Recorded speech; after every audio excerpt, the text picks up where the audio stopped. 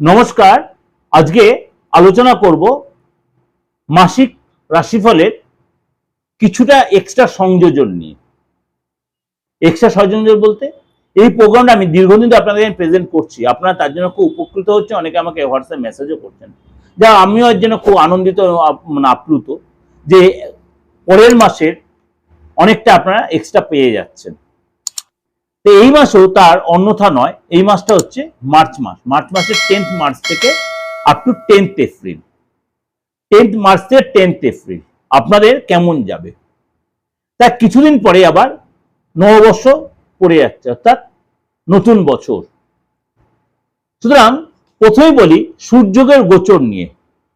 সূর্য কুম্ভ রাশি ছেড়ে মীন রাশিতে প্রবেশ করবে এই 10th মার্চের পরেই। সেটা আমি কিন্তু আমার মান্থলি রাশি দিয়েছি। 10th মার্চের পরে সূর্য কিন্তু আপনার চলে যাবে, অর্থাৎ 15ই মার্চ সূর্য চলে যাবে আপনার কুম্ভ রাশি যে মীন রাশিতে। সেখানে অলরেডি কে বসে আছে? শনি বসে আছে। এরপর দেবগুরু বৃহস্পতি 11 মার্চ আপনার মিথুন রাশিতে বক্রী থেকে মার্গী হবে। সেই নিয়ে আপনাদের যে প্রোগ্রাম দিয়েছি 12 রাশির উপরে, সার্চ করলে পেয়ে যাবেন। রয়েছে শুক্র, রয়েছে বুধ। বুধ শুক্র চন্দ্রের পরে অল্প সময় মুভিং প্ল্যানেট, অর্থাৎ চন্দ্র হচ্ছে সবচেয়ে কুইক মুভিং। এরপর হচ্ছে বুধ আর শুক্র, কখনো বক্রী, কখনো মার্গী, কখনো রাশি চেঞ্জ এটা করছে, বা কখনো নক্ষত্র চেঞ্জ করছে।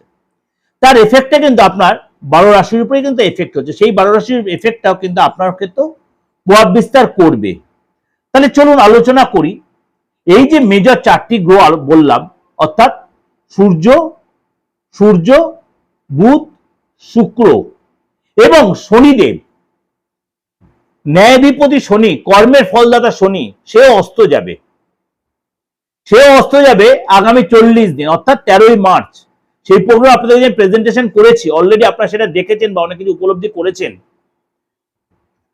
কিছু কিছু রাশির জন্য এই যে গ্রহ রাশির ট্রানজিট কিছু একটু পজিটিভ, কিছু নেগেটিভ প্রভাব বিস্তার করবে। আপনার রাশির জন্য কি বলছে চলুন তো একটু আলোচনা করি। কুম্ভ রাশি প্রথমেই বলি আপনাকে নিজেকে শরীর স্বাস্থ্য ঠিক রাখার জন্য রাগ কন্ট্রোল রাখবেন। আপনার 15 তারিখে যখন সূর্য মীন রাশিতে প্রবেশ করবে, আপনার দেখবেন শরীর স্বাস্থ্য যেটা আস্তে আস্তে আপনার বেটার সিচুয়েশন ফিল করবেন, এবং আপনি যে শরীরে নানা রকম প্রবলেম ফেস করছিলেন, বিশেষ করে পেটের প্রবলেম, অ্যালার্জির প্রবলেম, এগুলো অনেকটা আস্তে আস্তে, অর্থাৎ 10 তারিখ থেকে 15 তারিখ অব্দি আপনাকে একটু সাফার করতে হবে।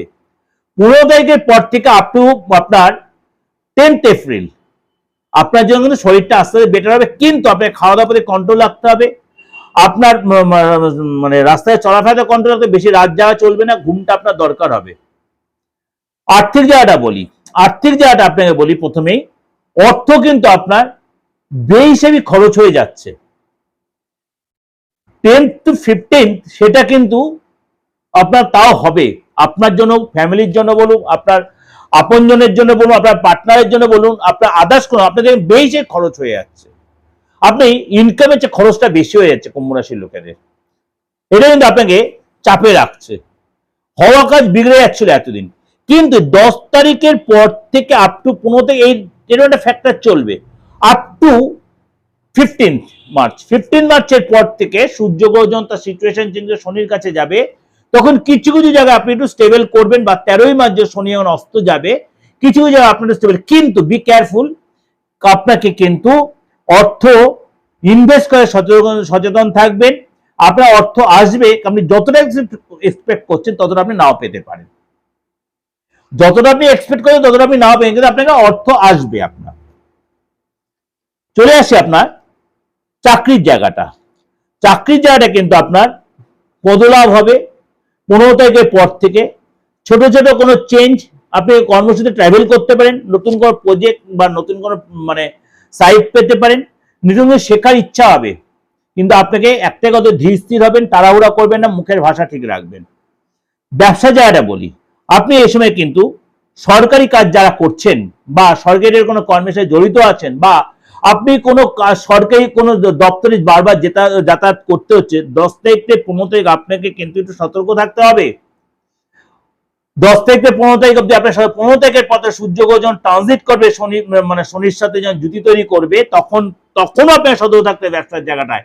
অর্থ কিন্তু আপনার লস হয়ে যেতে, অর্থ খরচ হয়ে যেতে, বি কেয়ারফুল, আপনার চাপ থাকবে, দেখবেন বেশি খরচ হয়ে যাচ্ছে, হওয়া কাজ বেড়ে যাচ্ছে, অর্থ আসবে কিন্তু খরচের রাস্তা তৈরি, বি কেয়ারফুল। আপনাকে কিন্তু এসে ইনভেস্ট করতে সচেতন থাকবেন। আপনার স্টাফ নিয়ে প্রবলেম, মেশিনকে নিয়ে প্রবলেম হবে বা অর্ডার ক্যান্সেল, এগুলো কিন্তু আপনাকে সতর্ক থাকতে হবে, চাপ নেবেন না, ধীরে সুস্থে এগোবেন। দাম্পত্য লাইফটা বলি, আপনার পার্টনার দেখা যাবে তার ভুলটা সে বুঝবে, কবে বুঝবে সেটা বুঝবে, মানে 10 তারিখের পর থেকে ভুল বুঝবে, কিন্তু আপনাকে একটু অ্যাডজাস্টেবল হতে হবে। আপনাকে কোনো সময় আপনার পার্টনার একটু ব্ল্যাকমেল করতে পারে, আপনার কিছু কথা আপনাকে তো অ্যাডজাস্ট করতে হবে, কথা শুনতে হতে পারে, আপনি কোনো কথার তুরন্ত প্রতিবাদ করবেন না। হয়তো আপনি সব বুঝতে পারছেন, কিন্তু সেটা আপনাকে অ্যাডজাস্ট করে চলতে হবে। মানে পার্টনার সাথে আপনি বিবাহিত অবিবাহিত যাই হন, লাইফ পার্টনার বা লাভ পার্টনার, আপনাকে অনেক কিছু বুঝে আপনাকে মুখটা সেলোটেপ দিতে হবে, একদম এই ভাষা বলছি, সেটা মেনটেন করে তাহলে আপনি অনেকটাই সেখানে রিলেশনটা টিকিয়ে নিতে পারবেন। সন্তানের জায়গাটা বলি, সন্তানের জায়গাটা কিন্তু 11 তারিখ দেবগুরু বেশি বকরি হওয়ার পরে সন্তানের কিন্তু পড়াশোনার জায়গাটা আস্তে আস্তে ঠিক হবে, কিন্তু আপনার সন্তানের কোনো কারণে একটু মতভেদ হতে পারে, সন্তান পারফরমেন্স ভালো করবে কিন্তু সন্তান আপনার কথার অবাধ্য হতে পারে, কিন্তু আপনার ইচ্ছা পূরণ সে করবে। এই যে আলোচনাটা করলাম আপনাদের অনেকাংশের উপকারে লাগবে, এক্সট্রা 10 দিন পেয়ে গেলেন, তারপরে আপনি এপ্রিল মাসের রাশিফল পাচ্ছেনই। এটা ওভারঅল আপনাদের প্রেজেন্টেশন আমি দিলাম, অবশ্যই আপনাদের ভালো লাগবে বা ভালো লাগছে, অনেকটা উপকৃত হবেন। ভালো লাগলে অবশ্যই লাইক করবেন, শেয়ার করবেন, যোগাযোগ করলে অবশ্যই বুকিং ফোন করে নেবেন। আর দেশে বিদেশে যেরকম জায়গায় যোগাযোগ করছেন আমরা অনলাইনে বা অফলাইনে চেম্বারে আসছেন, অবশ্যই সেই আপনার যোগাযোগ প্রত্যেকে আমার সার্ভিসটা পাবেন। নমস্কার, ভালো থাকবেন।